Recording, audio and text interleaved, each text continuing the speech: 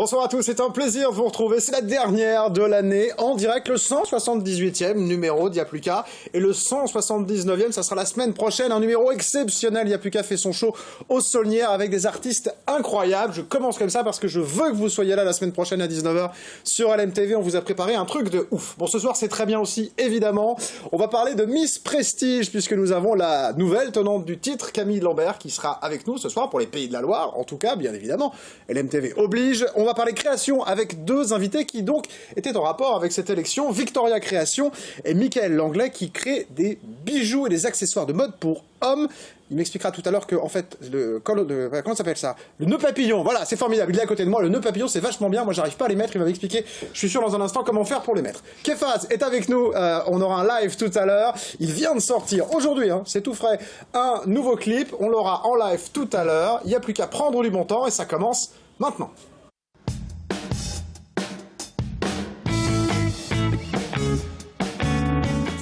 Allez les amis, on est parti avec nos invités. Je vais commencer par ici avec Victoria. Bonsoir Victoria. Bonsoir Jean-Christophe. Alors, dites-moi votre nom juste qu'on l'ait en... Marachiskaya. Voilà, c'est pour ça, donc moi voilà, je m'arrêterai à Victoria. C'est pas facile. Voilà. C'est de quelle origine Victoria? Je suis d'origine russe. Je suis venue en France en 2000. Avant, je suis styliste modéliste. J'ai mon boutique à Sablé-sur-Sarthe. Ah bon, on va dire bonjour aux autres. Ne vous inquiétez pas, elle est partie. On a lancé Victoria, elle est partie. Ah, voilà. Mais on va dire bonjour aux autres d'avant si vous voulez bien, Victoria. On revient avec vous dans un instant. On va dire bonjour à Michael qui est juste à côté. Bonjour. Qui m'expliquera que les nœuds papillons c'est très bien. Voilà, je pourrais tester tout à l'heure. Vous m'en avez amené un. Je vous remercie. Et moi j'ai un gros coup, mais bon, on va gérer. Vous m'expliquerez. Hein. Et puis juste à côté de nous, évidemment, la nouvelle Miss Prestige Pays de Loire. Bonsoir. 2016. Bonsoir Camille Lambert. Bienvenue. C'était la semaine dernière. C'est ça, le samedi. Bien remise. Très bien. Bon, on en Très parle bonne dans un semaine. instant parce que vous avez passé une belle soirée, c'était assez incroyable. Mais on commence par voilà, les gens qui vous ont épaulé ce soir-là. Il y avait un membre du jury, hein, Michael, vous étiez dans le jury de cette élection. Justement, comment ça se passe quand on est juré dans une élection de Miss? Parce qu'on va faire un plateau Miss, évidemment, on va parler un peu de tout ça, vous les habillez aussi. C'est pas nous qui avons le plus la pression, hein, c'est les candidates, bien entendu. Nous, après, on suit les consignes. Bon, j'en suis pas à mon premier. Là, vous êtes un habitué parce que vous êtes partenaire, évidemment, avec vos bijoux. En plus, vous êtes donc, souvent dans les élections, vous habillez les Miss. Hein. C'est ça. D'un point de vue bijoux. D'un point de vue bijoux. Oui, point de vue bijoux. Les vêtements, c'est des stylistes à côté qui s'en occupent. Et donc, oui, différents partenariats que j'ai pu avoir lors d'autres élections avec d'autres comités. Mais comment ça se passe du coup, puisque vous êtes un habitué? C'est ça ma question. Comment ça se passe alors? Comment ça se passe? À quel niveau? Eh ben, qu'est-ce qu'on vous demande de faire? Ça prend. Donc on a une fiche avec les photos des candidates et puis donc on a une note d'observation qu'on peut rajouter des éléments. Moi, à titre personnel, c'est un peu le feeling, quoi, en fait. Hein. C'est voilà, c'est un sentiment sur. Feeling, une première impression lors du passage, la présentation, l'élocution. Alors, on va voir comment ça se passe alors, parce qu'il y a différents passages, etc. On en parlera bien sûr avec Camille, mais voilà. Voilà, le critère physique. Est-ce qu'on se fait assez vite son idée? Moi, personnellement, oui, je me la fais assez rapidement. Après, je sais pas si c'est le cas de tout le monde. Typiquement masculin ou pas, mais c'est vrai que lors de leur premier passage, j'avais déjà fait ce que j'ai dit. Lors de l'émission, enfin de la soirée, j'ai fait mon top 5 assez rapidement. Bon. Alors il y a le public qui vote aussi, hein, évidemment. C'est-à-dire que vous votez après le vote du public, parce qu'évidemment les premiers à qui on demande de voter, c'est le public. Bon, Michael, vous êtes créateur de bijoux, je le disais. Alors ce qui est marrant, c'est que vous faites deux choses dans la vie, c'est pas votre unique métier, ça c'est assez drôle, j'ai vu des articles, vous êtes assureur le jour et créateur de bijoux la nuit. Agent administratif dans une compagnie d'assurance sur Angers. C'est marrant ça déjà, cette première, cette manière d'être, c'est original. C'est complètement différent et on va dire que je suis sur un secteur d'activité qui est assez carré d'un point de vue... Ben oui, qu'on n'imagine pas trop lié à la création justement, c'est ça qui est drôle. Il y a la création et on va dire que la création à côté, on va dire que c'est plus un épanouissement personnel. Comment c'est venu ? C'était déjà quelque chose que vous aviez Comment c'est venu C'est venu depuis que je suis tout petit. À la base, on va mettre le pied dans la couture, parce que ma grand-mère était couturière professionnelle. Donc tout a commencé comme ça, et elle m'a mis, on va dire, le pied à l'étrier. Vous faisiez des choses déjà avec votre grand-mère oui. D'accord, parce qu'en tant que garçon, c'est pas forcément évident d'emblée d'aller faire la couture avec mamie. C'est pas forcément classique, si je puis dire. Non, mais bon, le fait de l'avoir travaillé, forcément, on s'intéresse malgré tout. On essaye de comprendre pourquoi elle fait ça plutôt que comme ça, et puis m'expliquer tout en détail. Donc elle a commencé par me faire des choses, on va dire classiques, des mouchoirs, des torchons.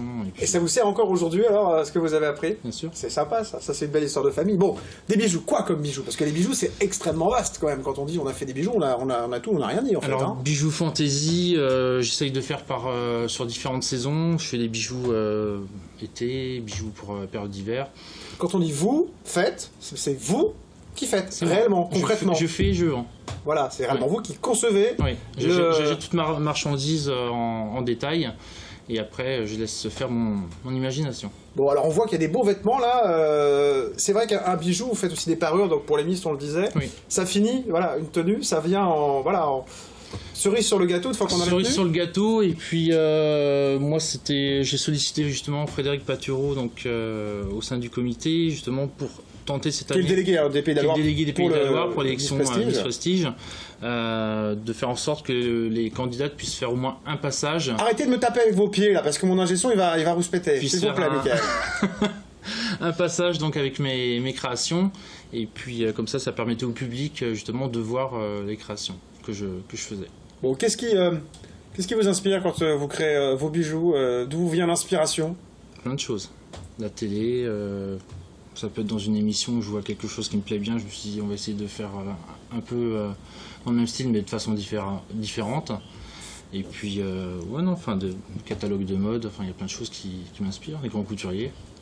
Puisque vous parlez de couture, vous faites aussi de la création pour hommes avec des nœuds papillons, je disais, même si je cherchais mon mot tout à l'heure dans le sommaire, fin de saison, fatigue, fin de 2016, tout ça. Mais les nœuds papillons, vous faites aussi de la création pour les hommes. Des accessoires là pour le coup. Des accessoires, oui.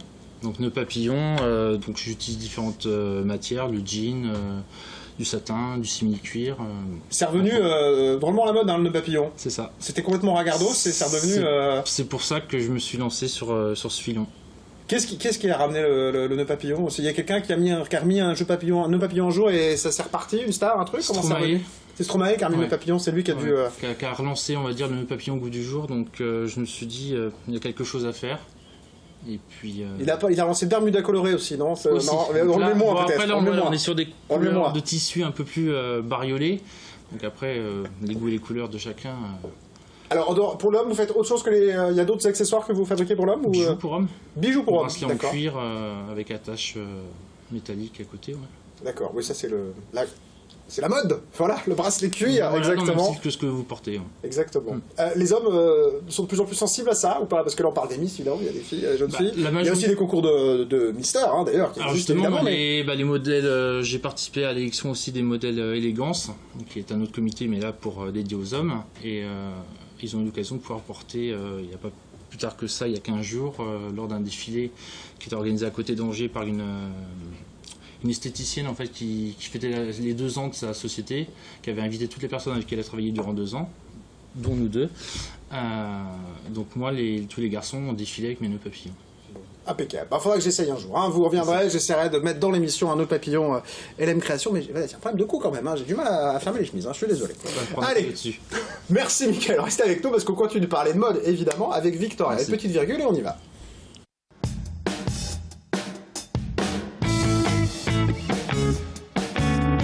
Et on continue avec vous, Victoria, parce que vous aussi, vous étiez présente, si je puis dire, par l'intermédiaire de votre création sur cette élection de Miss Prestige.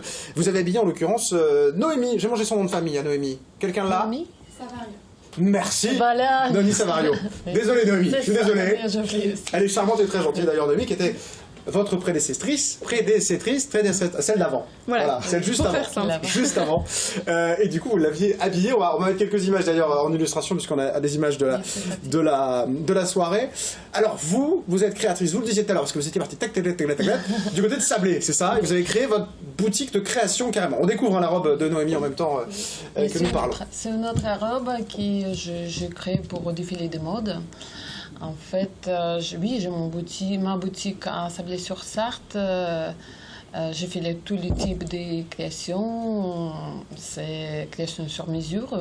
Alors, ça c'est la première question que j'ai envie de vous poser, Victoria, parce que la création sur mesure, moi, ça me vient pas d'emblée à l'idée, quand je dis je vais m'habiller, de dire je vais avoir quelqu'un qui va me faire le vêtement sur mesure. Qui vient vous voir pour faire son vêtement sur mesure, concrètement?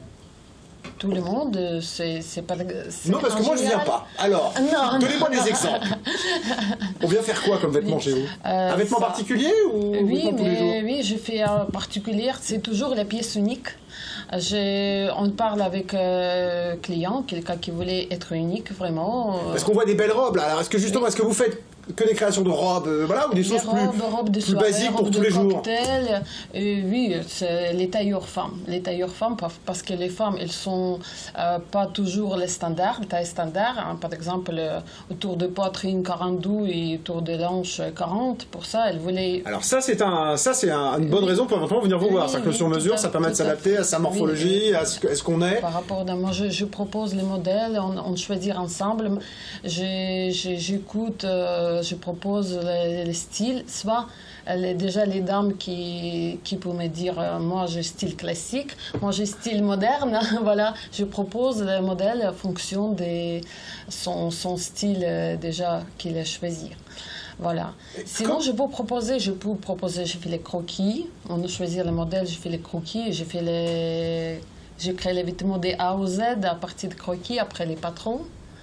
Voilà, je suis modéliste à la base, je fais les... J'allais vous demander, voilà, mais elle est très bavarde en fait, Victoria, dites donc, on ne l'arrête plus. Oui, j'allais vous demander d'où est-ce que ça vous vient, parce que vous êtes formé, est-ce qu'il y a une formation particulière? Modéliste, ça veut dire quoi alors du coup? Modéliste. C'est styliste modéliste pour faire les patrons. D'accord. Pour faire les patrons, donc le patron qui nous sert pour les gens qui j'ai couture fait... Oui. Elle va me laisser parler? C'est pas possible. Non mais... Je m'explique. Je voulais qu'on m'explique ce que c'est qu'un temps mort. Victoria, s'il vous plaît. Le patron, c'est ce qui nous sert avant de découper le tissu, c'est ça? Tout à fait. Voilà, je voulais faire celui qui avait tout petit peu de... Voilà. Donc ça, c'était vous, c'est votre métier de base, c'est ce métier-là. Vous l'avez pratiqué où, ce métier, avant, du coup, en Russie ou pas? Oui, j'ai fait les études assez poussées en Biélorussie, en capitale, à Minsk. Et après, j'ai travaillé pendant 6 ans dans le grand centre de mode. J'étais responsable des secteurs des enfants, des adolescents. Voilà, Est-ce que les vêtements, c'est extrêmement différent, ce qu'on peut avoir, parce que dans le monde, entre la France, la Russie, ou c'est assez international, le vêtement, au final? Je pense international. C'est devenu international maintenant, oui. Ouais, avec Internet, avec les réseaux, bien sûr, on peut se rejoindre sur des modes. Oui. Bon. Ça prend combien de temps de faire une robe voilà, comme on voit là, puisque vous faites ça toute seule, entre la base, là, le départ, le croquis, comme vous l'expliquiez, jusqu'à voilà, la livraison finale de la robe? Ça peut prendre... Si on prend l'exemple de celle qui est en plateau, par exemple, là derrière. C'est là. Ouais. Ça dépend des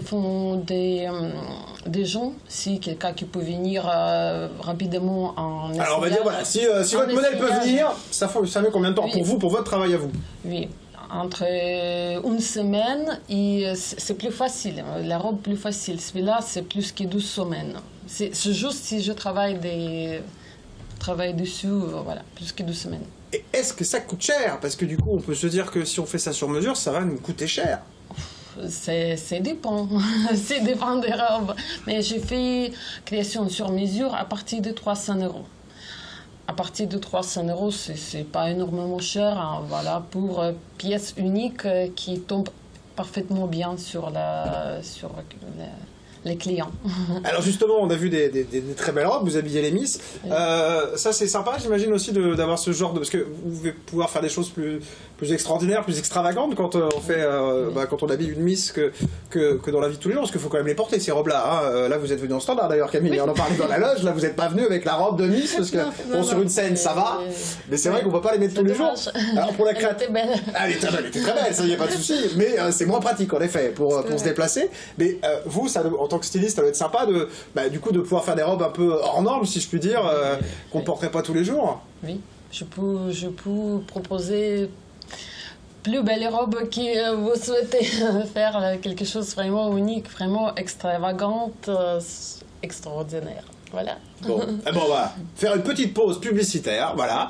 Et puis on revient dans un instant pour parler avec vous, bien évidemment, de tout ça et de cette élection, puisque nous avons la chance d'avoir Miss Prestige Pays de Loire 2016, c'est long à dire. Elle s'appelle Camille Lambert, on parle avec elle dans un instant, juste après la pub.